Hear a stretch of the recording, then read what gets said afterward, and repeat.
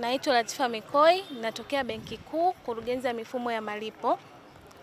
Kwa wachimbaji wa madini wadogo na wakubwa na kati, tunawashauri watumie mifumo rasmi ya mifumo ya malipo, kwa sababu mifumo ya malipo inasaidia kupunguza utegemezi wa keshi au tunasema pesa taslimu, ambayo inaambatana na riski ya wizi, upotevu au ukosefu wa kujiamini. Ila kupitia mtandao wa malipo unaweza ukabeba simu yako tu ambayo ina line, na unaweza ukafanya malipo kupitia labda simu ya kiganjani ya kwanza, ya pili mobile banking, na hivyo pia mifumo ya malipo inamsaidia mchimbaji wa madini kuongeza ufanisi katika biashara. Hii inatokana na kupokea malipo hapo kwa papo kutoka kwa wanunuzi wa madini labda. Pili, inasaidia kulipa wafanyakazi mbalimbali kupitia simu, banking hizi, kuepusha matumizi ya keshi.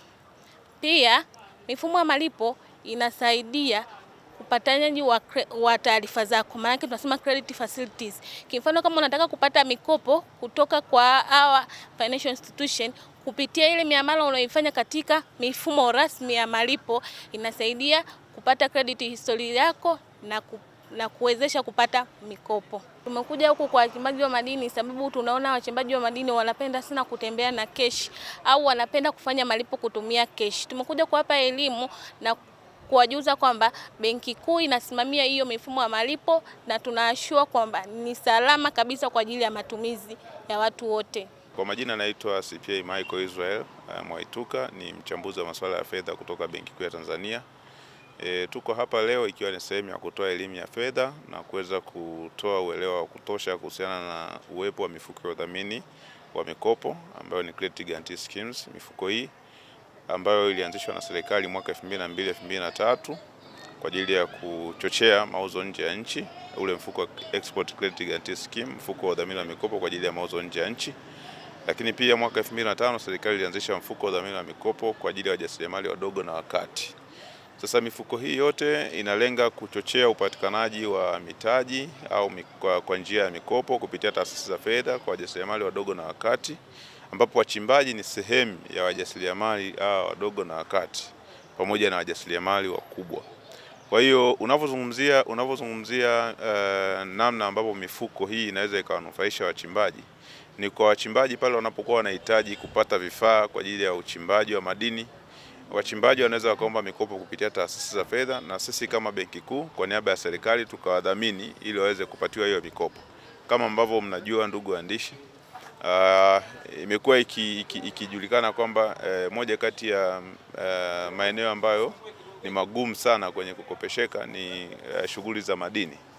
Kwa hiyo sisi kama serikali na kama Benki Kuu kupitia mfuko wa udhamini wa mikopo tutamdhamini mchimbaji moja kwa moja ili aweze kukopesheka kwenye taasisi ya fedha ya chaguo lake. Sasa kiasi cha udhamini ambacho tunatoa kiasi cha udhamini wa hadi 75% kwa upande wa mfuko wa udhamini wa mikopo kwa ajili ya mauzo nje ya nchi, ikiwa mkopo utakuwa ni wa muda mfupi.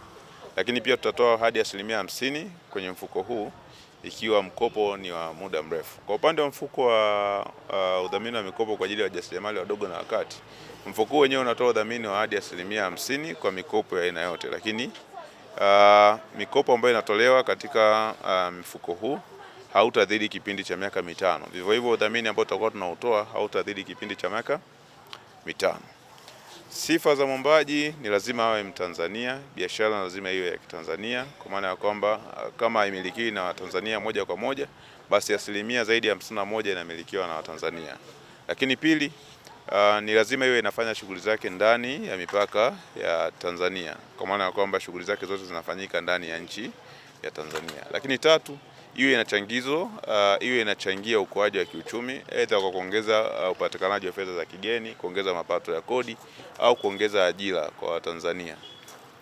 East African Spirits Company Limited ni kampuni inayojihusisha na uzalishaji wa pombe kali na bia. Kampuni hii ilianza mnamo 2018 ambapo ilianza na line ya plastiki. Tulianza uzalishaji wa bidhaa yetu inayoitwa Diamond Rock. 2019 tukaanzisha line yetu ya line ya glasi ambao tunazalisha bidhaa yetu pendwa Hanson's Choice. 2023 ndipo tulipoanza ku blend na ku manufacture beers zikiwa ni Hanson's Light, Goldberg, Basembi ambayo imeunga mwaka 2024 na Hanson's Dry iliyoanza uzalishaji mwaka 2025. Bidhaa zetu ni bora, salama, zimethibitishwa na TBS, lakini pia zina key element au niseme ni zina sifa kuu ya kutokuwa na hangover, kutokuwa na harufu mbaya, na pia zina bei nafuu kwa kila Mtanzania.